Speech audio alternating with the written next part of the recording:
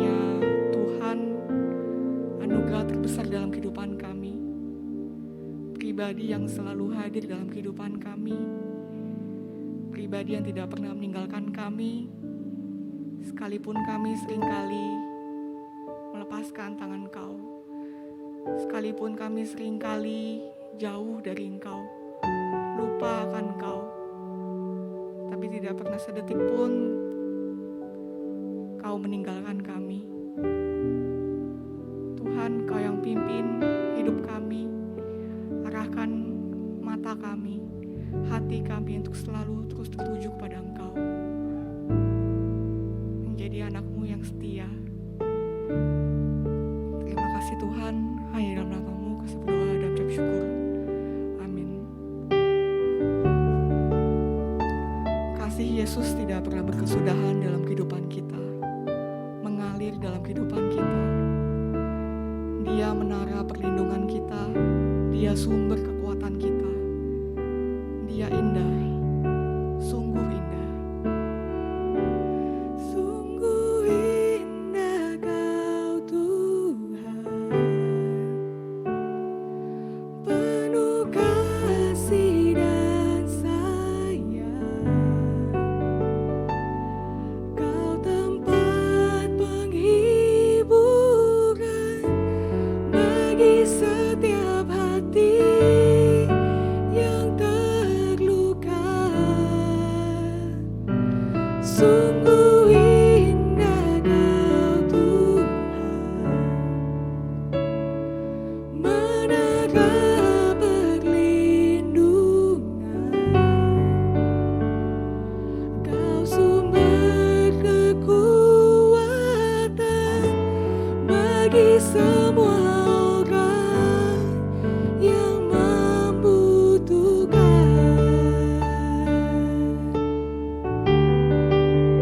Cari wajah-Mu Tuhan.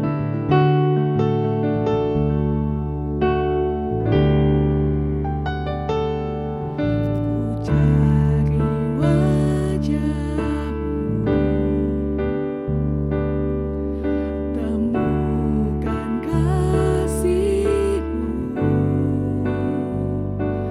Kau bukan Tuhan yang jauh dariku.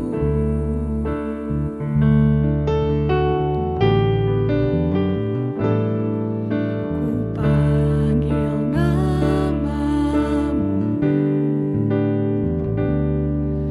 ku dengar jawab-Mu.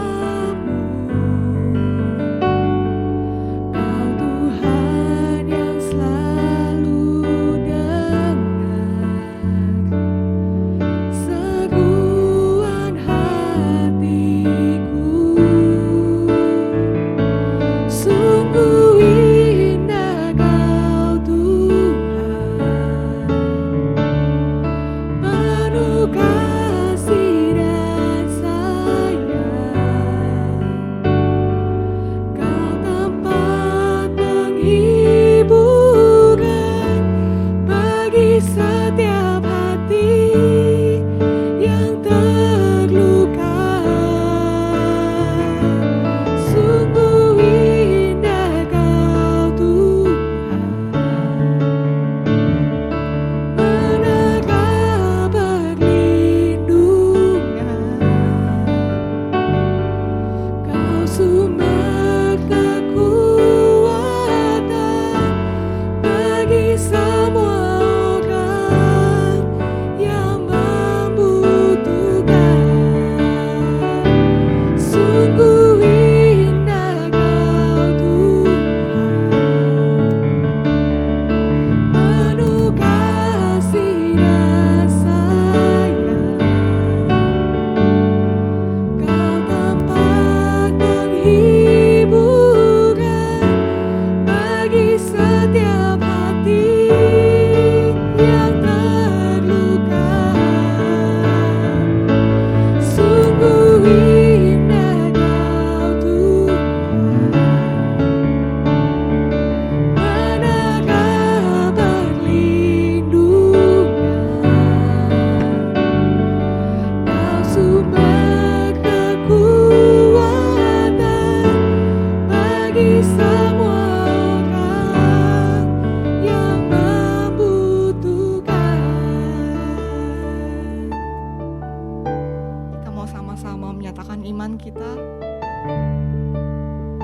Mari kita sama-sama bangkit berdiri. pengakuan iman rasuli. Aku percaya kepada Allah, Bapa yang Maha Kuasa, Khalik langit dan bumi, dan kepada Yesus Kristus, anaknya tunggal Tuhan kita, yang dikandung daripada Roh Kudus, lahir dari anak darah Maria, yang menderita sengsara di bawah pemerintahan Pontius Pilatus, disalibkan, mati dan dikuburkan, turun ke dalam kerajaan maut. Pada hari yang ketiga, bangkit pula dari antara orang mati, naik ke surga, duduk sebelah kanan Allah, Bapa yang Maha Kuasa. Dan dari sana ia akan datang untuk menghakimi orang hidup yang mati. Aku percaya pada Roh Kudus, gereja yang kudus dan am, persekutuan Roh Kudus, pengampunan dosa, kebangkitan tubuh, dan hidup kekal. Amin.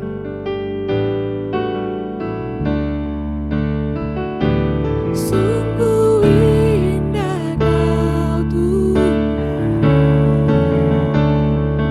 penuh kasih dan sayang. Kau tempat penghiburan bagi setiap hati yang terluka. Sungguh indah Kau Tuhan, menara perlindungan. Kau sumber kekuatan bagi semua orang yang membutuhkan. Kau sumber kekuatan bagi semua orang yang membutuhkan. Silakan duduk teman-teman semua.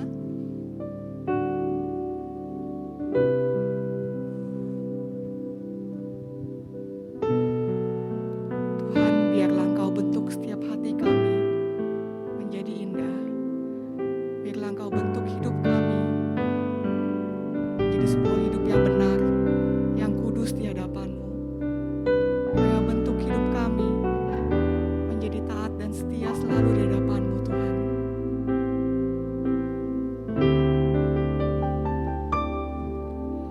Ku datang ya Bapa dalam kerinduan, memandang keindahan-Mu.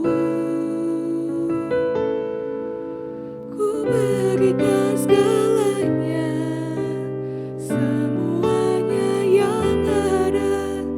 Ku ingin menyenangkan hati-Mu, Tuhan.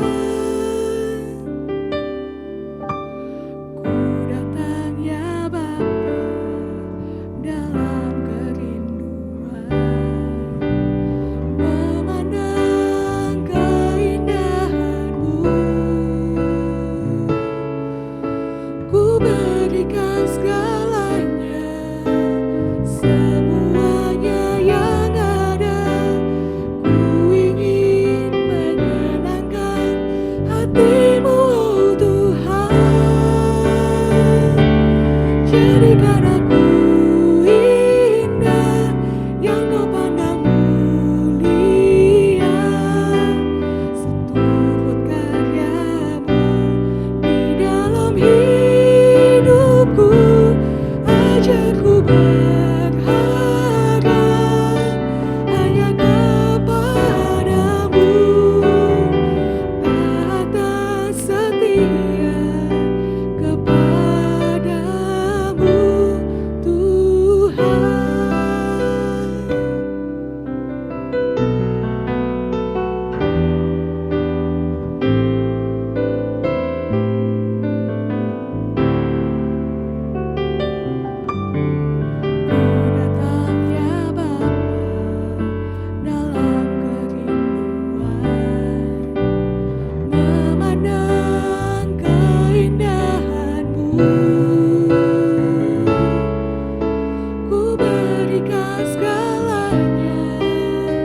Semuanya yang ada, ku ingin menyenangkan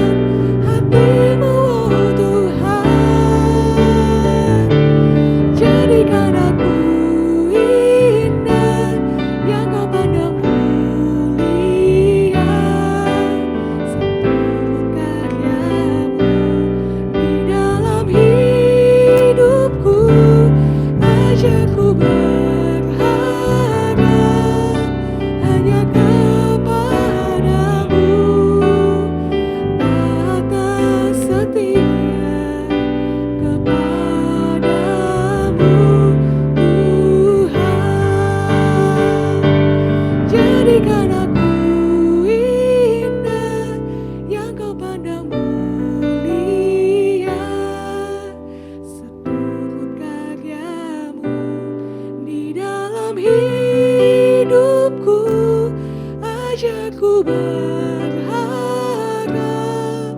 hanya kepadamu. Tata setia kepadamu, Tuhan. Tata setia, tata setia, tata setia kepadamu, Tuhan.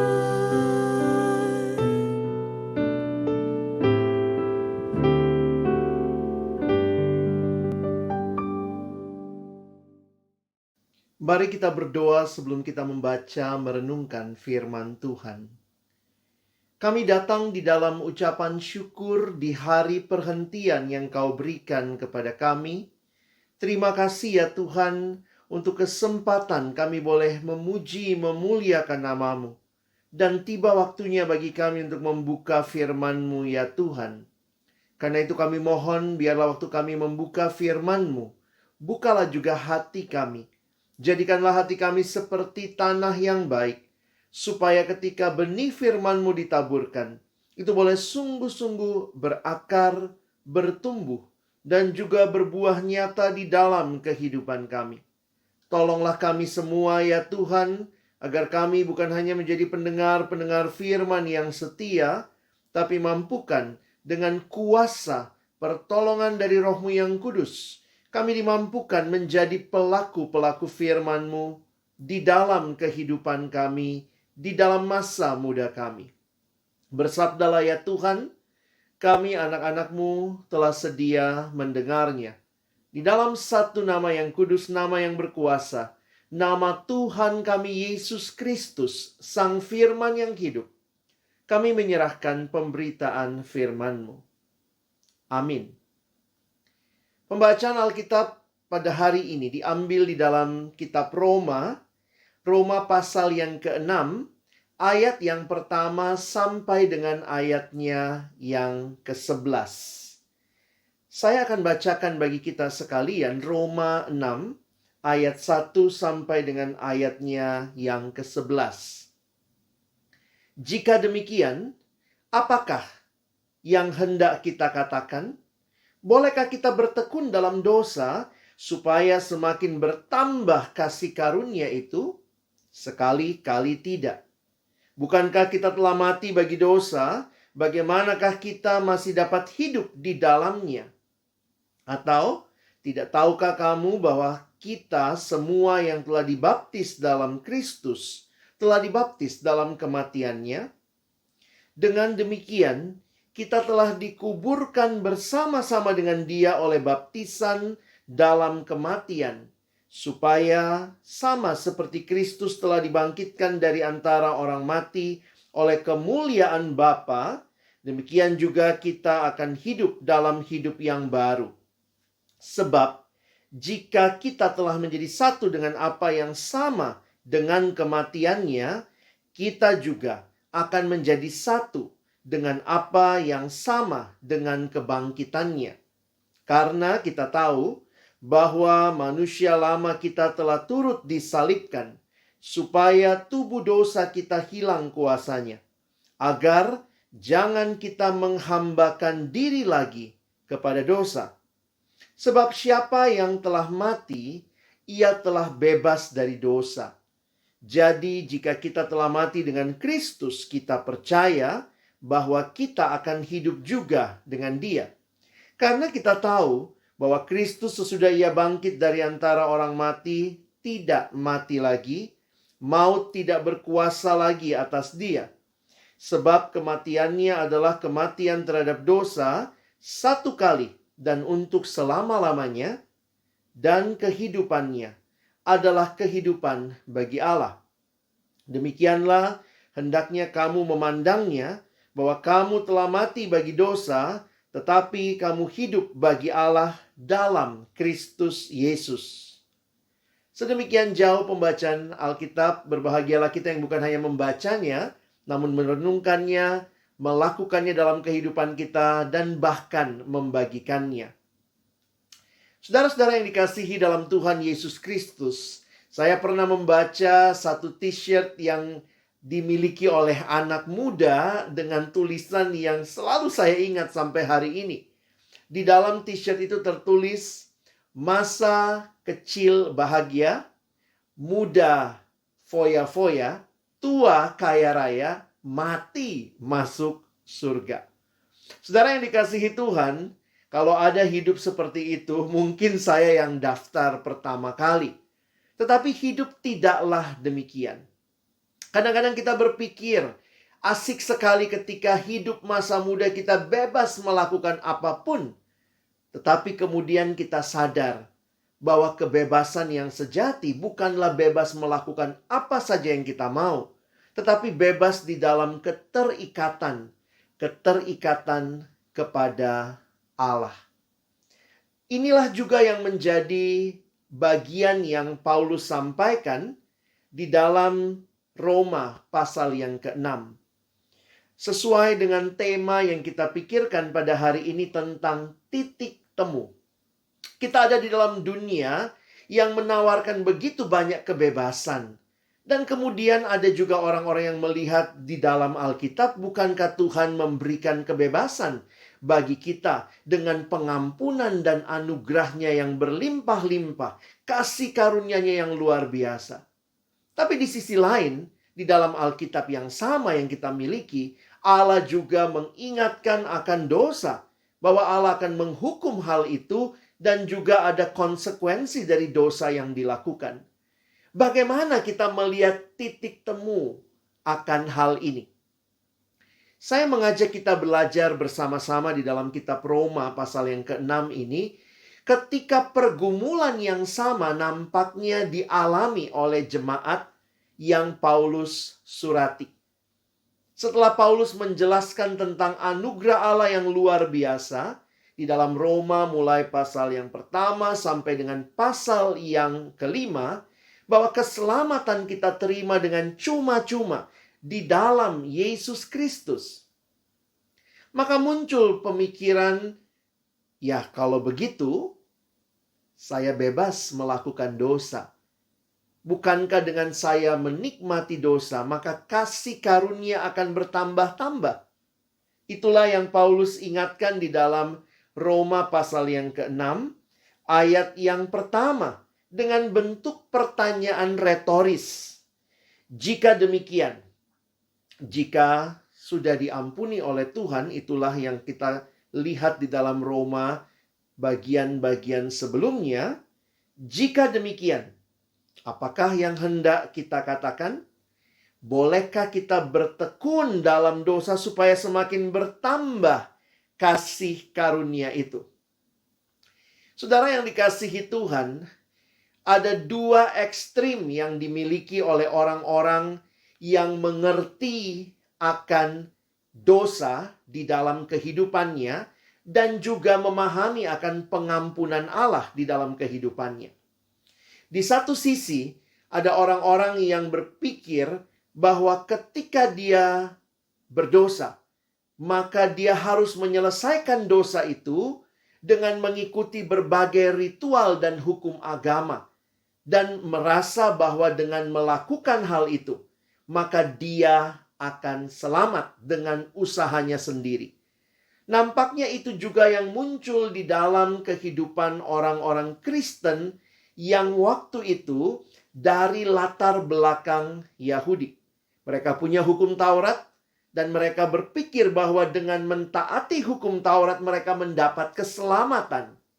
Sehingga di satu sisi kita mengenal yang disebut dengan legalisme. Orang-orang yang berpikir bahwa dengan mentaati hukum-hukum Taurat, maka mereka bisa selamat dengan usaha mereka mentaati hukum Taurat. Namun di sisi yang lain ada lagi kelompok yang melihat kalau betul Yesus sudah menyelamatkan saya, maka kalau begitu saya bebas tanpa hukum. Liberalisme. Atau dalam bahasa yang lain dikatakan antinomian, antinomos, anti hukum. Kalau betul saya sudah diselamatkan dan kasih karunia itu telah diberikan kepada saya, maka sekarang saya bebas. Bebas melakukan apa saja yang saya mau. Jadi di satu ekstrim yang merasa bahwa dia bisa selamat dengan begitu banyak hukum yang dia taati, dan di ekstrim yang lain yang melihat, bukankah saya sudah menerima anugerah? Saya bebas melakukan apapun yang saya mau. Karena itulah saya melihat bagaimana Paulus mengingatkan mereka. Jika kita membaca bagian sebelumnya, kita melihat bagaimana Paulus telah menjelaskan bahwa keselamatan bukanlah usaha kita dan bukan pula diperoleh karena ketaatan karena melakukan hukum Taurat. Itulah yang sudah dipaparkan Paulus di dalam Roma pasal yang ketiga, pasal yang keempat, sampai pasal yang kelima. Tetapi kemudian ketika Paulus telah menjelaskan itu, dan Paulus sudah menjelaskan bahwa anugerah itu begitu berlimpah dan luar biasa, maka kelompok kedua mungkin berkata, wow, kalau begitu saya bebas dong melakukan apapun. Khususnya bagi bangsa-bangsa yang memang mereka tidak memiliki hukum Taurat. Maka Paulus di dalam bagian ini mengingatkan, bukan demikian. Kita telah dibebaskan dari perbudakan dosa bukan dengan hukum Taurat. Tetapi bukan berarti kita membuang hukum Taurat itu dan sekarang kita hidup di dalam kebebasan tanpa hukum. Bebas melakukan apapun yang kita mau. Seolah-olah kalau saya berdosa, bukankah kasih karunia Allah jadi kepake? Masa punya jatah diampuni tapi tidak pakai jatah itu? Bagaimana memakai jatah itu? Ya bikin dosa dulu, baru bisa kepake pengampunan Tuhan. Ini sebuah pemikiran yang tidak semestinya. Di satu sisi legalisme, di sisi lain liberalisme antinomos. Bagaimana Paulus berusaha menjelaskan akan hal ini di dalam kitab Roma, kita bisa melihat bagaimana Paulus memberikan pemahaman bahwa titik temu di dalam kedua hal yang seolah-olah menjadi dua kutub yang berseberangan ada di dalam karya Kristus di kayu salib. Salib menjadi tempat di mana kasih Allah, keadilan Allah bertemu. Di mana hukum Allah dan juga anugerah itu boleh berjumpa. Kita melihat bagaimana Paulus menjelaskan. Setelah bertanya pertanyaan retoris, jika demikian, apakah yang hendak kita katakan? Bolehkah kita bertekun dalam dosa supaya semakin bertambah kasih karunia itu? Paulus langsung menjawab di ayat 2. Sekali-kali tidak. Bukankah kita telah mati bagi dosa? Bagaimanakah kita masih dapat hidup di dalamnya? The moment you become a Christian, you are no longer under the reign of sin. Ketika engkau dan saya menjadi orang Kristen, orang yang percaya kepada Tuhan, maka kita tidak lagi ada di bawah kuasa dosa. Disinilah Paulus kemudian menjelaskan apa yang Kristus telah lakukan. Dengan dia datang ke dalam dunia, memberikan dirinya, dia mati di kayu salib dan bangkit menyelamatkan kita. Saudara yang kasih dalam Tuhan Yesus Kristus, mari kita lihat terlebih dahulu bagaimana salib itu membereskan legalisme. Kalau dengan mentaati hukum itu kita bisa selamat, maka sebenarnya siapakah juru selamatnya? Berarti kita sendiri dengan ketaatan kita, maka kita bisa menyelesaikan pergumulan dosa kita. Tetapi jika kita melihat apa yang Alkitab sampaikan, kita diingatkan akan karya Kristus di kayu salib. Dialah satu-satunya yang bisa taat secara penuh dan sempurna. Karena itu, bagi kita yang percaya kepada Dia, kita melihat bahwa bukanlah ketaatan kita menjadi ajakan, satu kesempatan dengan ketaatan saya bisa selamat. Bukan dengan perbuatan baik. Tetapi perbuatan baik yang kita lakukan, ketaatan yang kita lakukan justru adalah respon karena kita telah diselamatkan. Di sini kita melihat bagaimana Kristus yang mati di kayu salib, yang taat sempurna kepada seluruh hukum Allah. Dialah juru selamat kita. Keselamatan kita bukan apa yang kita lakukan supaya selamat, tetapi keselamatan kita karena apa yang Kristus lakukan sehingga kita selamat. Inilah keindahan keselamatan yang diberikan oleh Yesus Kristus, juru selamat kita. Sehingga legalisme bukanlah menjadi jalan hidup orang Kristen. Saudara tidak berusaha mentaati hukum Allah supaya selamat. Tetapi apakah demikian berarti kita hidup tanpa hukum? Sekarang kita lihat sisi yang lain. Ketika kita sudah diselamatkan, tidak ada lagi penghukuman bagi kita. Apakah berarti kita bisa hidup seenaknya? Disinilah Paulus berusaha menjelaskan melalui ayat yang ketiga sampai dengan ayat yang ke-11. Bagaimana penghayatan akan Kristus yang mati dan bangkit menjadi satu jalan kehidupan bagi kita yang telah mengalami anugerah Allah.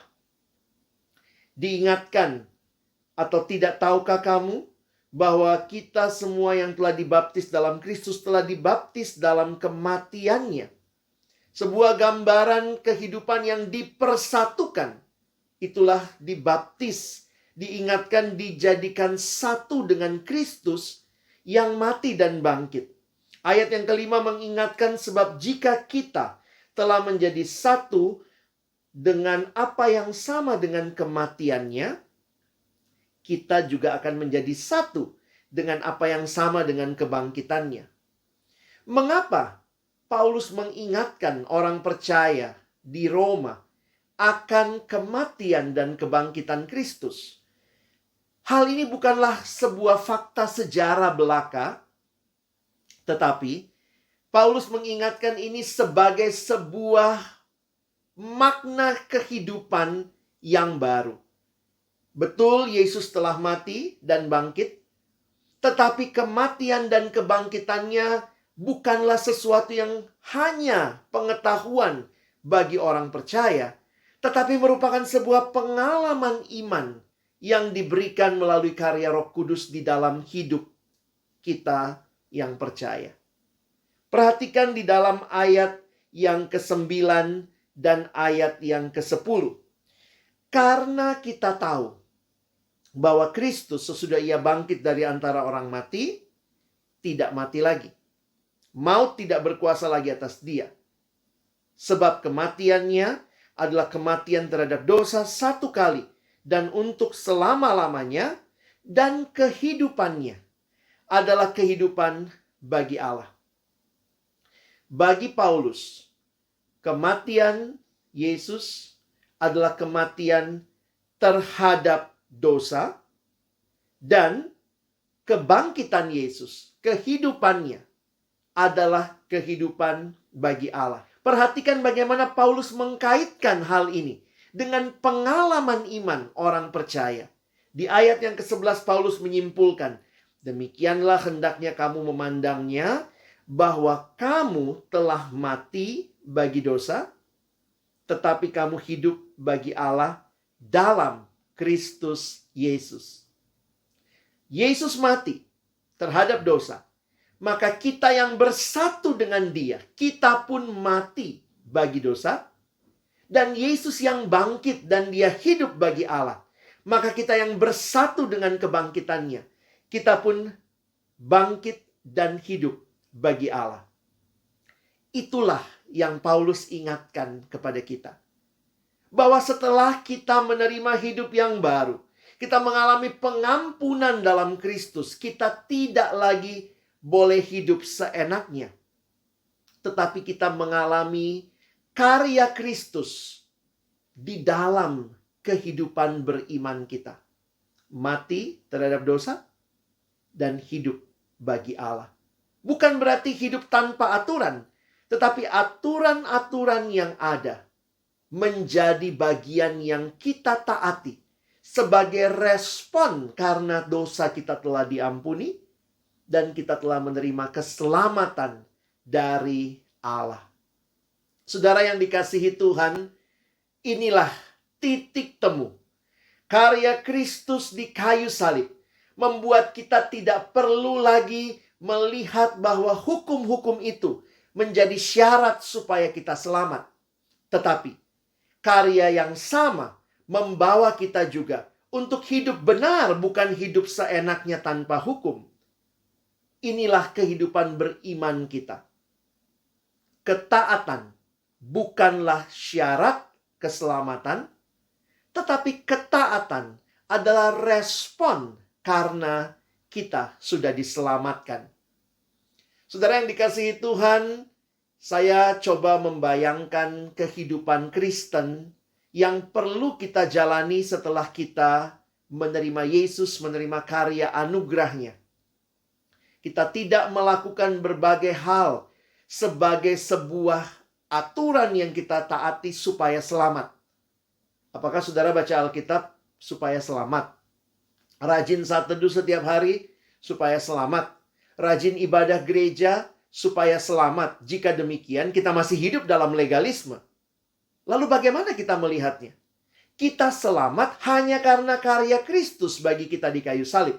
Dan karena kita sudah diselamatkan, ayo kita baca Alkitab. Itu respon dari hidup yang diselamatkan. Ayo kita rajin bersekutu. Itu respon dari hidup yang sudah diselamatkan. Karena Tuhan memanggil kita untuk menikmati relasi dengannya dan dengan saudara-saudara seiman setelah kita diselamatkan. Secara sederhana saya sering memberikan ilustrasi ini. Bayangkan saudara tinggal di rumah dengan papa mamamu. Pagi-pagi saudara bangun, saudara nyapu, saudara ngepel, beresin kamar, bantu mama di dapur, masak, bantu papa mungkin cuci kendaraan. Pertanyaan saya, saudara lakukan itu supaya jadi anak atau karena saudara anak? Oh, beda sekali.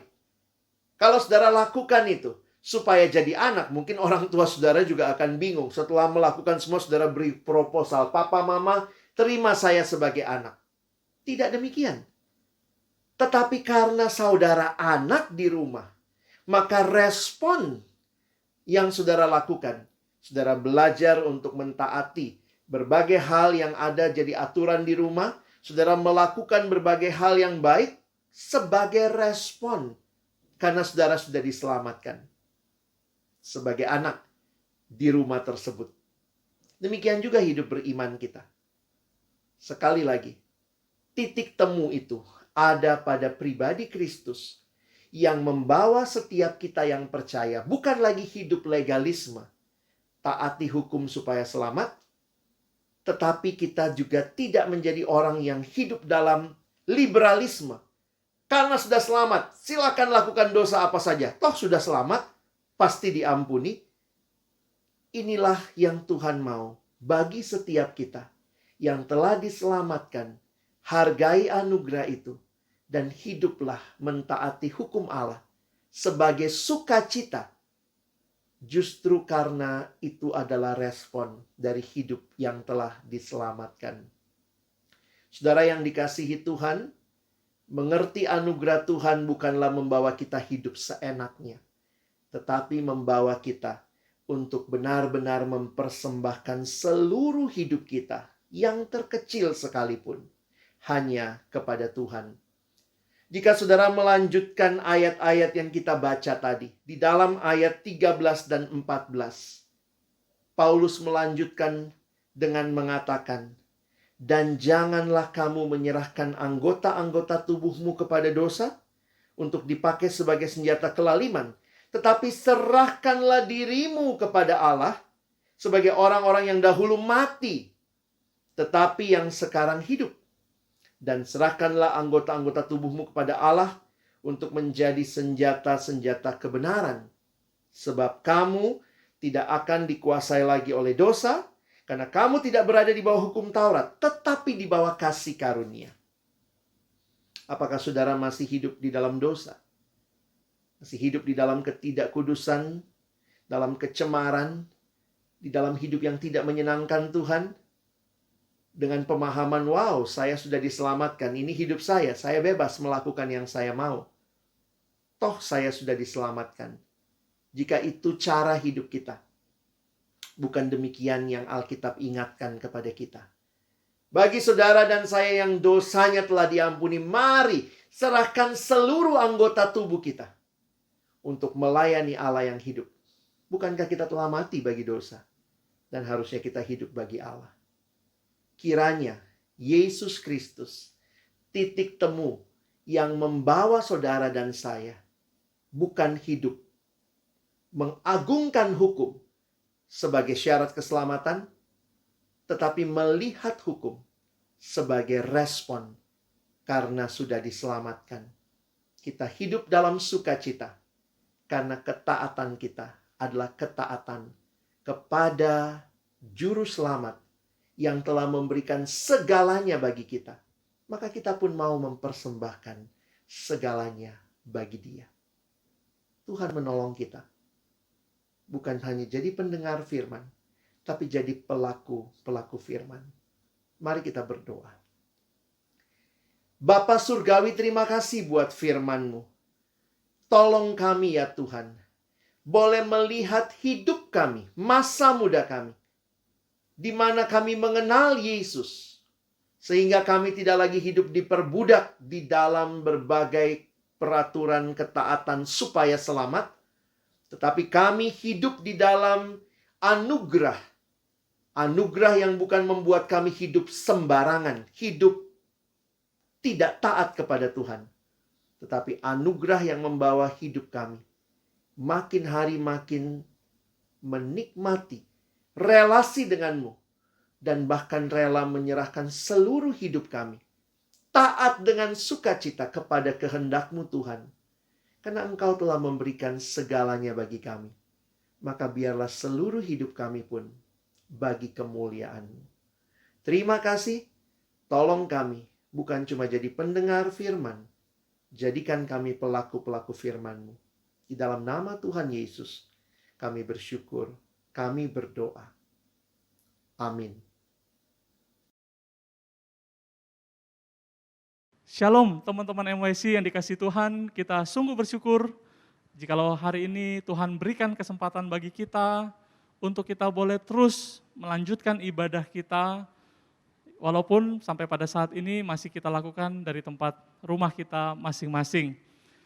Saya terus berdoa agar teman-teman terus dilindungi Tuhan, terus diberikan kesehatan dan keadaan yang baik. Dan khususnya pada saat ini juga saya mau mengucapkan banyak terima kasih bagi teman-teman yang sudah melayani hari ini di gereja, baik teman-teman yang melayani di atas mimbar maupun teman-teman yang melayani di belakang layar kamera. Juga secara khusus untuk hambanya, untuk Kak Alex ya, yang sudah hari ini juga menyampaikan firman Tuhan yang begitu indah, untuk terus menguatkan iman rohani kita, bagaimana kita boleh terus menjaga hidup kita, boleh terus semakin berkenan di hadapan Tuhan. Nah, teman-teman sekalian dikasihi Tuhan, walaupun saat ini kita masih beribadah di tempat kita masing-masing, yuk saya mengajak kita berdoa agar dalam waktu dekat kita rencanakan di bulan Juli ini kita sudah bisa membuka ibadah MYC secara bertahap dan terbatas. Nanti untuk lebih jelasnya akan kita sampaikan lagi pada akhir bulan ini sambil kita melihat keadaan dan situasi. Teman-teman terus doakan agar tidak lama lagi kita juga boleh berkesempatan untuk beribadah, mengalami Tuhan secara langsung di rumah Tuhan. Itu merupakan kerinduan kita semua. Namun sementara itu teman-teman tetap jaga kesehatan kita, tetap berpikir positif, tetap bersandar kepada Tuhan, karena Tuhanlah yang akan terus memberkati kehidupan kita untuk kita boleh menjalani hari-hari depan kita dengan penuh bersemangat dan penuh bersukacita. Baik, kita akan mengakhiri ibadah kita pada siang hari ini. Saya mengajak kita semua untuk bangkit berdiri, kita akan bersama berdoa dan menerima berkat dari Tuhan. Kami bersyukur ya Tuhan untuk kasih dan anugerah-Mu yang Tuhan anugerahkan bagi kami. Pada saat ini kami boleh merasakan hadirat-Mu Tuhan melalui puji-pujian yang kami naikkan, bahkan melalui kebenaran firman-Mu yang telah kami renungkan.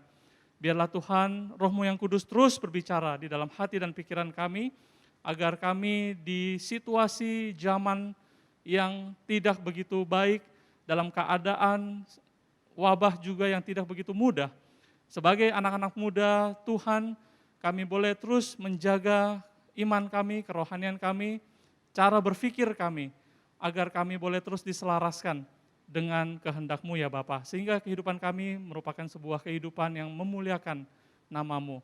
Kami berdoa pada saat ini Tuhan bagi setiap teman-teman kami, dimanapun berada, baik itu yang sedang di dalam studi dan juga bekerja, berusaha, Tuhan terus yang memberikan kesehatan bagi setiap kami, menjaga, melindungi, keluar masuk kami, ketika harus keluar rumah juga, Tuhan yang terus menyertai. Kami berdoa bagi masa depan daripada setiap kami ya Tuhan, karena kami percaya Engkau-lah yang memegang masa depan kami. Kami percaya juga Tuhan menganugerahkan yang terbaik bagi kami, anak-anak-Mu yang terus bersandar dan berharap kepada-Mu. Terima kasih ya Tuhan untuk hari ini, ibadah kami yang indah ini. Kami bersyukur dan berdoa di dalam nama Tuhan Yesus. Teman-teman dikasih Tuhan, mari kita arahkan hati dan pikiran kita untuk kita menerima berkat dari Tuhan. Sesungguhnya Tuhan sedang memberkati engkau. Tuhan memberkati dan melindungi engkau. Tuhan menyinari engkau dengan wajah-Nya dan memberi engkau kasih karunia. Tuhan menghadapkan wajah-Nya kepadamu dan memberi engkau damai sejahtera. Mulai daripada siang hari ini, sampai Maranatha, kedatangan Kristus yang kedua kali, bahkan sampai kekal selama-lamanya. Amin. Amin teman-teman, mari kita sampai jumpa lagi pada ibadah kita yang akan datang. Tuhan memberkati. Ku angkat hatiku tinggikan namamu, karena Yesus Kau anugerah